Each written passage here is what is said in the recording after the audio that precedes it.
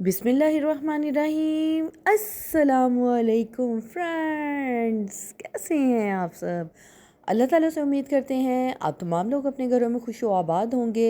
अल्लाह ताला आप सबको यूं ही अपने अपने घरों में हिफ्ज़ व अमान के साथ रखे, आमीन। इन्हीं नेक दुआओं के साथ आगे बढ़ते हैं आज के व्लॉग की जानिब। शब बरात का दिन था और पूरी फैमिली का रोज़ा था और अफ्तारी में जो है वो खूब रौनक लगी। किचन में काफ़ी मसरूफ़ रही मैं असर के बाद, और बच्चों की पसंद के और मर्ज़ी के जो है वो मैंने खाने बनाए, अफ्तारी बनाई। और छोटी बेटी की फरमाइश थी कि मामा बिरयानी बनानी है। छोटी बेटी का भी रोज़ा था और बेटे का भी रोज़ा था, और जो जो बच्चों ने फरमाइश की मैंने उनकी फरमाइश को पूरा करने की कोशिश की। तो फ्रूट मैंने मंगवाया था और टाइम भी बिल्कुल पास था। असर के बाद तो टाइम ऐसे उड़ जाता है ना, पता ही नहीं चलता कि किस तरह से वक्त कितनी तेज़ी और स्पीड के साथ गुजर रहा होता है। अगर आप मसरूफ़ हों और अगर आप फारिग बैठे हुए हैं तो फिर ये टाइम बिल्कुल भी जल्दी नहीं गुजरता। तो बेहतर यही है कि जब आप रोज़े के साथ हों तो अपने आप को मसरूफ़ रखें, तो टाइम जो है वो बहुत जल्दी गुज़र जाता है। अच्छे कामों में मसरूफ़ रखें, घर वालों की मदद करें, हेल्प करें और तिलावत कुरान पाक करें, नमाज़ पढ़ें, तो बहुत अच्छा सा रोज़ा गुज़र जाता है। रोज़े का बिल्कुल भी पता नहीं चलता। कुछ मौसम भी इस तरह का है कि रोज़े का बिल्कुल भी पता नहीं चलता। माशाल्लाह बहुत अच्छा रोज़ा है। और ये शब बरात का रोज़ा था और बिल्कुल ऐसा महसूस हो रहा था जैसा कि रमज़ान शरीफ आ गया है। तो बहुत अच्छा जो है ना वो महसूस हो रहा था। बहुत ही रौनक और बहुत ही पुरसकून सा दिन था और बहुत मज़ा आया। तो मैंने यहाँ पर चने भी बॉईल कर लिए थे, सफ़ेद चने भी बॉईल किए थे, मैंने काले चने भी बॉईल किए थे। ये कुछ प्रिपरेशन जो थी ना वो मैं रमज़ान शरीफ के लिए साथ साथ करती जा रही हूँ। आहिस्ता आहिस्ता से चने मैंने बॉईल करके फ्रिज में रखे हैं ताकि जब चना चाट वगैरह बनानी होती है या कोई भी चीज़ जिसमें चने जो है वो ऐड होते हैं तो पहले से फ्रिज में मौजूद हो। फिर जनाब यहाँ पर हो गई है रात, अफ्तारी हो गई थी, बच्चों ने सुबह स्कूल जाना था और यहाँ पर मैं उनके लिए लंच प्रिपेयर कर रही थी। मैंने उनके लिए बनाया था ऑरेंज केक। और इसके लिए आप 1 कप मैदा चाहिए, आपको आधा कप आपको ऑयल चाहिए, 3 से 4 टेबल स्पून मैंने यहाँ पर ऑरेंज जूस के लिए हैं।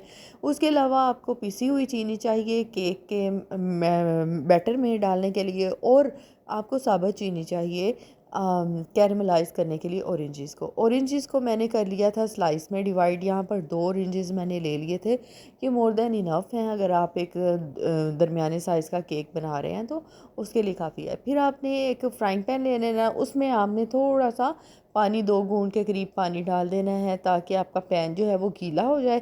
और फिर आपने इसके ऊपर चीनी डाल देनी है, चीनी को स्प्रेड कर देना है पूरे पैन के ऊपर। उसके ऊपर आपने ऑरेंज स्लाइस लगा देने हैं। फ्लेम आपने रखनी है लो से मीडियम। लो फ्लेम रखेंगे तो भी अच्छा कैरेमल नहीं बनेगा और अगर हाई फ्लेम करेंगे तो वो जल जाएगा।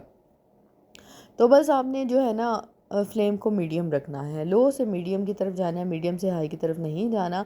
और फिर इस तरह से जिस तरह ऑरेंज स्लाइसेस मैंने लगाए हैं वो लगा लें। अच्छा, अगर बच्चे नहीं पसंद करते ना, वैसे मैं भी जो है वो मैंने केक मुझे तो बहुत पसंद आया था ऑरेंज स्लाइसेस के साथ, लेकिन जो बच्चे हैं ना बच्चों को थोड़ी थोड़ी करवाहट महसूस हुई थी क्योंकि ये छिलके समेत कटा हुआ होता है। और बच्चे जो थे ना कोई इतना वो कह रहे थे कि मामा ये जब आता है ना मुंह में वो अच्छा नहीं लगता।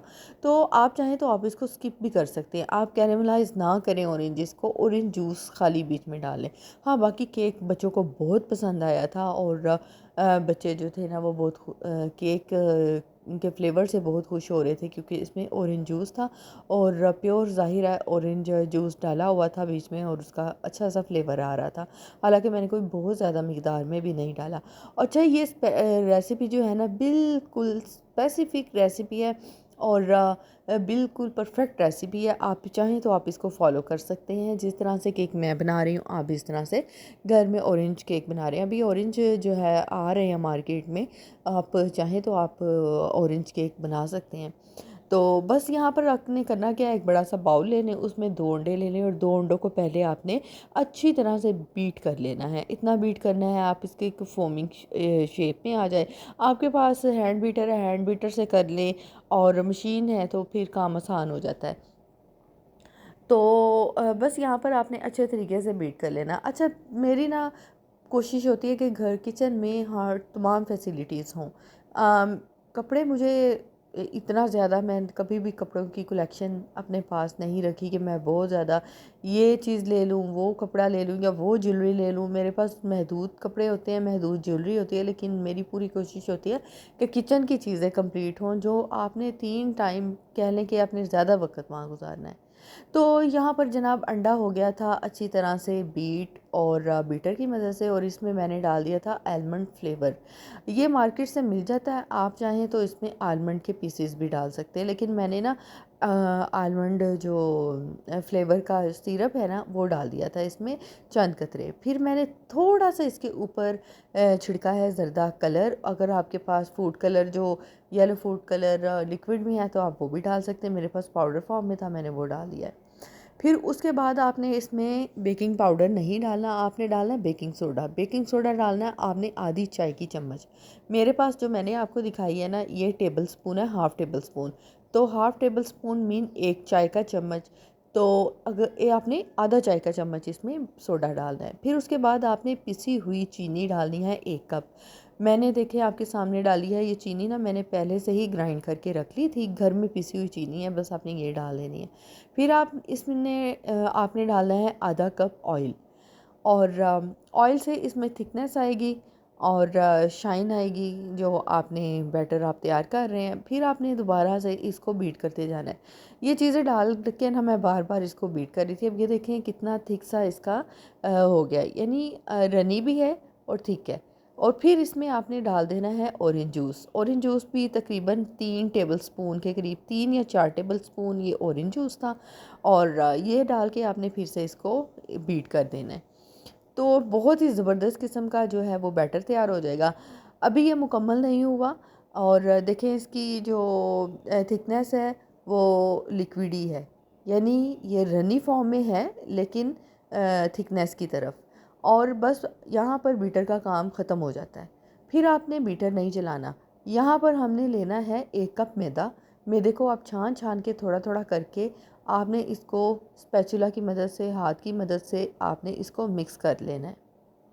तो बस बड़े अच्छे तरीके से आपने इसको मिक्स करते जाना है, थोड़ा थोड़ा करके, एकदम से सारा मैदा ना डालें। इससे क्या होगी, इसमें जो गिल्टियाँ बन जाएंगी, और वो हम बनाना नहीं चाह रहे। हमने इसको बिल्कुल स्मूथ फॉर्म में रखना है। तो ये देखें आहिस्ता आहिस्ता करके जो है ना आपने इसमें मैदे को मिक्स करते जाना है। आखिर में आप देखेंगे कि इतनी ज़बरदस्त किस्म की इसकी रनी सी थिक सी रनी सी इसकी फॉर्म में ये डेवलप हो जाएगा। बहुत ही मज़े का जो है इसका मटेरियल था। मैं उंगलियों से भी चख रही थी कच्चे बैटर को, इतना टेस्टी लग रहा था, बिलीव करें। मेरा दिल कर रहा था कि मैं कहीं ऐसे ही चम्मच भर के मुंह में डाल दूं, लेकिन ये कच्चा था, ज़ाहिर है वो पेट में भी दर्द होना था। तो बहरहाल, यानी मेरा कहने का मतलब है कि देख के ही बहुत खूबसूरत लग रहा था और बहुत ही मज़ेदार था। और जब बन के तैयार हुआ था ना केक, बहुत ही ज़बरदस्त था, बहुत मज़ेदार केक। अच्छा, ये आप चाहें ना, जब आप ये बैटर तैयार कर रहे हो आप इसमें थोड़ा सा ड्राई फ्रूट डाल सकते हैं, बादामों को काट के तोड़ के ना, कूट कर, तो आप वो इसमें डाल दें तो अच्छा जायका आता है। मेरे पास इस वक्त मौजूद नहीं थे, मेरे पास आलमंड जो फ्लेवर था वो मेरे पास था, तो मैंने उसके चंद ड्रॉप्स इसमें डाल दिए थे। बस ये देख लें, ये स्पैचुला की मदद से मैंने इसमें मिक्स करते जाना है आहिस्ता आहिस्ता, और चारों तरफ से लेके आपने बैटर में मिक्स कर देना है। छानने का फ़ायदा ये होता है कि छान के ना हल्का हो जाता है मैदा, उसमें से एयर निकल जाती है, और एक दम से जो गिल्टियाँ बनती है ना बीच में फेंक, एकदम से अगर आप बग़ैर छाने डालेंगे तो वो गिल्टियाँ जो है वो नहीं बनेगी। इस तरह छान लें। अच्छा, ये मेरे पास छलनी है, और इसका स्प्रिंग जो था वो बीच में से निकल गया था। बस अब इसी तरह से मैं इसको शेक कर दे के ना इसमें से निकाल लेती हूँ। बहरहाल इसकी जाली वैसे बहुत अच्छी है, और इसका फ़ायदा ये है कि जो दूसरी बड़ी छलनी जो होती है ना आटा छालने वाली, उससे साइडों से गिरता है, इससे साइडों से, बर्तन के साइडों से नहीं, साइडों पे नहीं गिरता, तो बर्तन के बीच में ही जाएगा। अगर कोई भी चीज़ आप छान रहे, मैदा छान रहे हैं, कोई भी चीज़ आप डाल रहे हैं। फिर आपने क्या करना है, एक पैन ले लेना है। मेरे पास ना हार्ट शेप में ही पैन था, राउंड पैन आपके पास है वो ले लें। आपके पास जो केक पैन होता है वो है, वो ले लें। केक पैन भी मेरे पास है लेकिन वो छोटे साइज़ में है, तो मेरे पास जो बैटर था वो ज़्यादा था, तो मैंने ये वाला बड़ा पैन ले लिया हार्ट शेप में।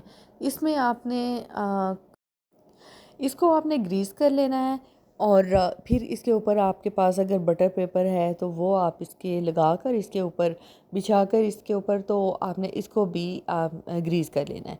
अगर आपके पास बटर पेपर नहीं है तो फिर आप क्या करें कि आपने पैन को ग्रीस करके ना इसके ऊपर मैदा छिड़क के चारों तरफ बगैर उंगली लगाए हाथों से टैप करके बर्तन को हर तरफ बिखेर लेना, और जो बाकी एक्स्ट्रा हम बीच में मैदा होगा उसको आपने झाड़ लेना है। लेकिन उंगली नहीं लगानी, हाथ नहीं लगाना, जहाँ पे आप हाथ लगाएंगे वहाँ से मैदा उतर जाएगा और फिर वहाँ केक चिपक जाएगा। बस फिर मैंने जो है वो मेरे पास बटर शीट थी तो मैंने ये बिछा लिया बीच में। फिर इस तरह जो आपने कैरेमलाइज किए हुए ना ऑरेंजेस वो नीचे तय बिछा लेनी है। ये अपसाइड डाउन ऑरेंज केक तैयार होगा।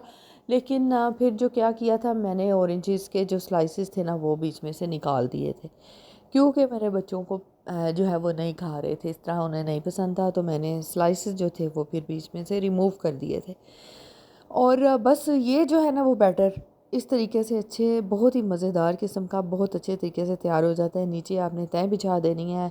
नहीं, अगर आपके घर वाले ऑरेंजेस पसंद करते, बच्चे छोटे हैं, ज़ाहिरा एकदम से केक मुंह में आता है और ये इसकी भी एक बाइट लेनी होती है, हार्ड होता है थोड़ा सा ऑरेंज स्लाइसेस, और केक सॉफ्ट होता है।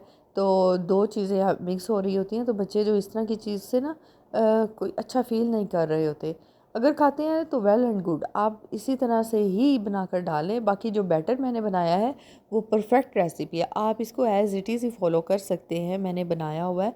और मैं आपको बनाकर ही बता रही हूँ कि ये अच्छा बना था, बहुत अच्छा बना था और बहुत ही टेस्टफुल बना था। बस ये देख रहे हैं बैटर की कंसिस्टेंसी आप चेक करें, ना बहुत ज़्यादा पतला है ना बहुत ज़्यादा थिक है, और कितना फ्लफ़ी और कितना सॉफ्ट, और इसका कलर देखें आप, बिल्कुल ऐसे ही लग रहा है जैसे ऑरेंज होता है। यही कलर आ रहा है ऑरेंज, जो परफेक्ट ऑरेंज कलर इसका आया है। तो बस आपने सारा बैटर जो है वो इसी तरह पैन में फैला लेना है। और ये थोड़ा सा मैंने छोड़ा था, मेरा था कि मैं इसमें कपकेक्स भी रेडी करूँगी। तो बस ये आपने इसको अच्छी तरह से फैला के ना तो नीचे आपने टैप टैप कर देना है, ताकि जो जहाँ पर कहीं एयर है वो निकल जाए। तो बस आपने क्या करना है, ये करके डाल के आपने इसको ओवन में प्री हीट ओवन कर लें 180 डिग्री सेंटीग्रेड पे, और फिर आपने इसको बीच में लगा देना। 5 मिनट के लिए आप प्री हीट कर लें, उसके बाद आप इसको केक लें, तकरीबन ये 20 से 25 मिनट में केक रेडी हो जाएगा।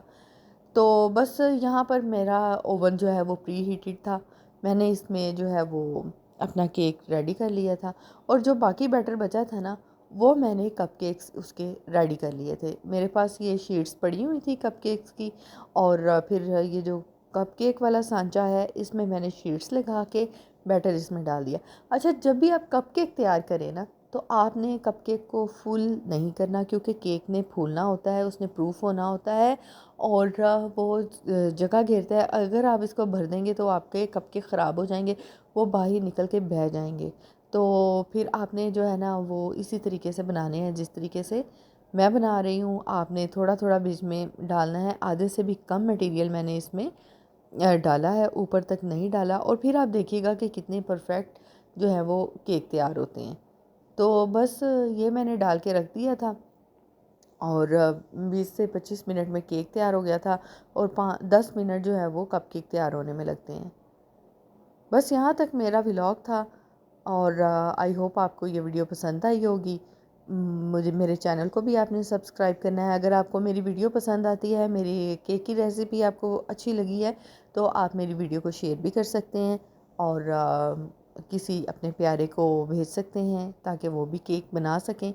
और इसके अलावा फिर मैंने क्या किया था बच्चों के लिए, क्योंकि मैंने लंच बॉक्सेस के लिए ये केक रेडी किया था, तो सुबह के वक्त जो है वो ये काफ़ी ठंडे हो गए थे, जब नॉर्मल टेम्परेचर पे आ गए थे तो मैंने इनको निकाल के इनके स्लाइसिस करके इनको फ्रिज में रख दिया था।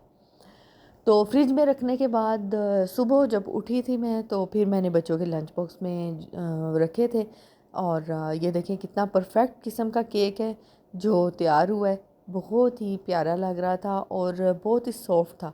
ये देखिए इसकी सॉफ्टनेस चेक करें, मैं इस हाथ से भी दबा के आपको दिखा रही हूँ कि इतना ज़बरदस्त बना था, इतना स्पॉन्जी था और इतना सॉफ्ट था और जायकेदार भी बहुत था। बहुत मज़ा आया था खाने का।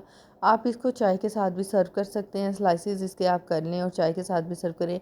बहुत ही मज़ेदार ये केक तैयार होते हैं। ये हैं कपकेक और रैपर में से मैंने जो है वो निकाल दिए थे सारे कपकेक और इनको भी जो है ना वो मैंने फ्रिज में रख दिया था। पेपर भी देखें कितने प्यारे तरीके से अच्छा साफ़ सुथरा सा रिमूव हो रहा है।